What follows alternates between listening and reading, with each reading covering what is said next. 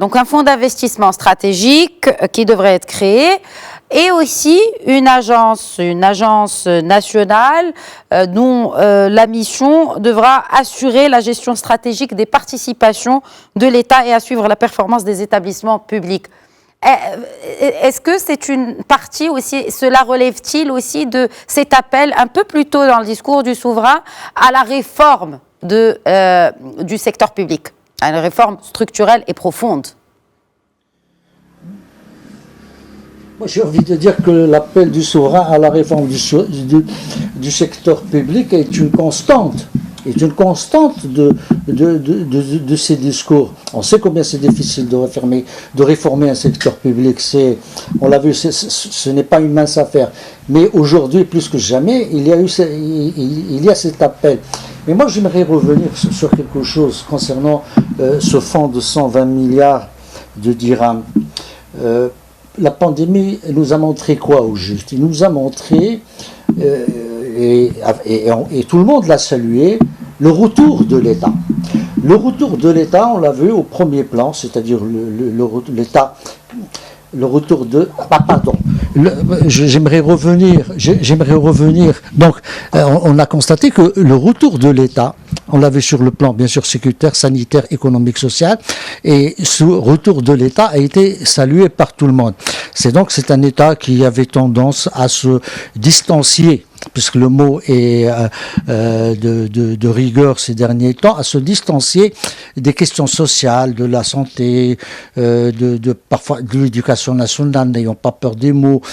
Et il y a ce retour, et on avait une demande, une revendication, une réclamation populaire, qui est d'abord heureuse et fière de ce retour de l'État, mais en même temps, qui en demande un peu plus. Or, moi j'aimerais bien attirer l'attention sur ce fonds spécial de 120 milliards de dirhams, c'est-à-dire 11% du PIB, que le souverain a engagé, non pas pour que l'État devient le retour de l'État avec le retour de l'État à l'ancienne, c'est-à-dire celui des années 70 et des années 60, c'est-à-dire l'État vache à lait. Non, c'est l'État qui encadre, qui pilote, qui trace les voies, qui amène l'investissement, mais il a précisé de grands projets d'investissement public-privé.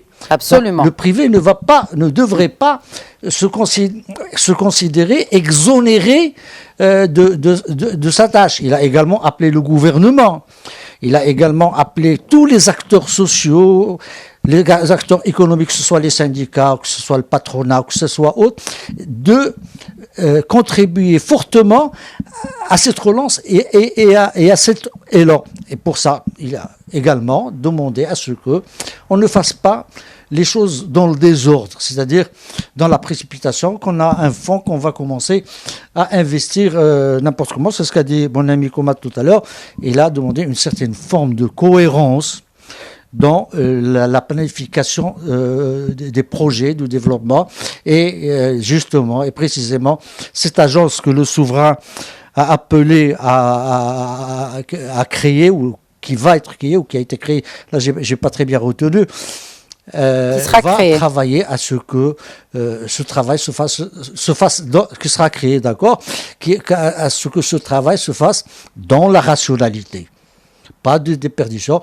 Et bien sûr, il faut que l'État, enfin le public, pas l'État, je parlais du secteur public, il a aussi besoin d'une sérieuse remise en cause. Il a montré pendant la pandémie son côté positif, ce qu'il a de mieux en lui. Je pense, comme l'a dit le roi, au secteur de la santé, on a beaucoup dénigré la santé, les infirmiers, les médecins marocains, ils ont été à la hauteur. Ils ont été là. On a beaucoup dénigré les agents d'autorité. Ils étaient là. Ils avaient tant de...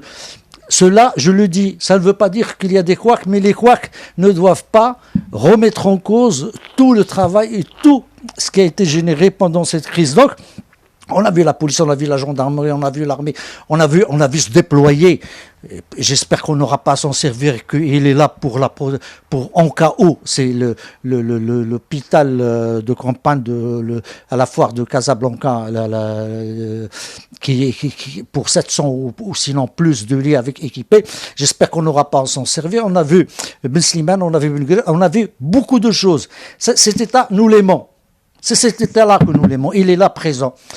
Il y a un autre État que nous ne l'aimons pas. Et j'espère que, et c'est ça, je crois, l'entendu, c'est pas le sous-entendu, l'entendu du roi dans son discours quand il appelle à la réforme du secteur public, c'est nous débarrasser de l'État que nous nous aimons pas. Très bien, Naïm Kamal, justement. De l'agent d'autorité que nous aimons pas. Oui. Naïm Kamal, je vais revenir parce que vous l'avez évoqué tout à l'heure et puis je vous avais dit qu'on allait y revenir. Alors il est temps justement d'y revenir et je parle bien sûr de cette refonte du dispositif de protection sociale. D'ailleurs, je cite le souverain, n'est-ce pas, dans son discours de ce soir. Notre aspiration prioritaire est d'assurer la protection sociale à tous les Marocains et notre détermination est qu'à terme nous puissions en bénéficier toutes les franges de la société. Lors du discours du trône de l'année 2018, j'ai déjà appelé, je cite bien sûr le souverain, à une prompte refonte du dispositif de protection sociale qui est encore marqué par un éparpillement des interventions et par un faible taux de couverture et d'efficacité. Donc ce registre social unique reste encore un projet qui n'a pas encore vu le jour et d'ailleurs ô combien il a été demandé et on en avait vraiment besoin, notamment pour gérer la distribution des aides, surtout pour les personnes évoluant dans le secteur informel.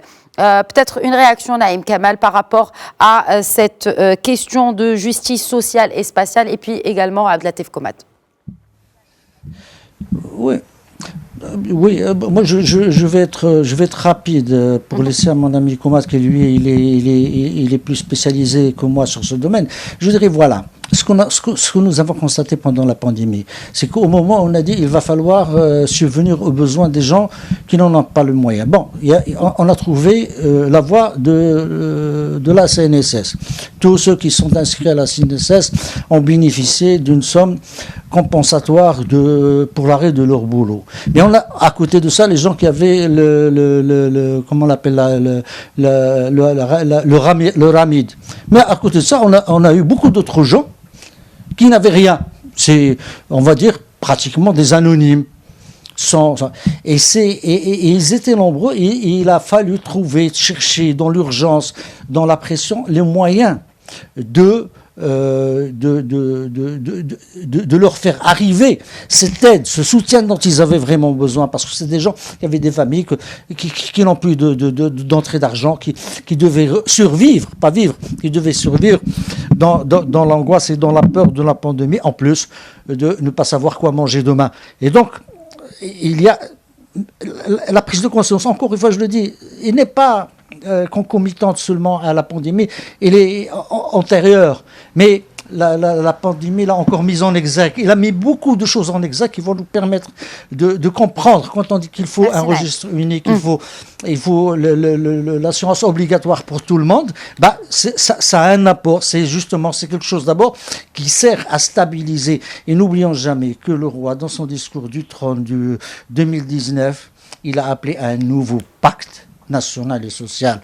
C'est celui-là. Ce pacte national et social n'aura de sens que la notion de ruissellement, qui est une supercherie, devienne quelque chose de vrai, que les écarts sociaux s'amenuisent, que tout le monde puisse profiter, tout le monde soit dans le champ du développement.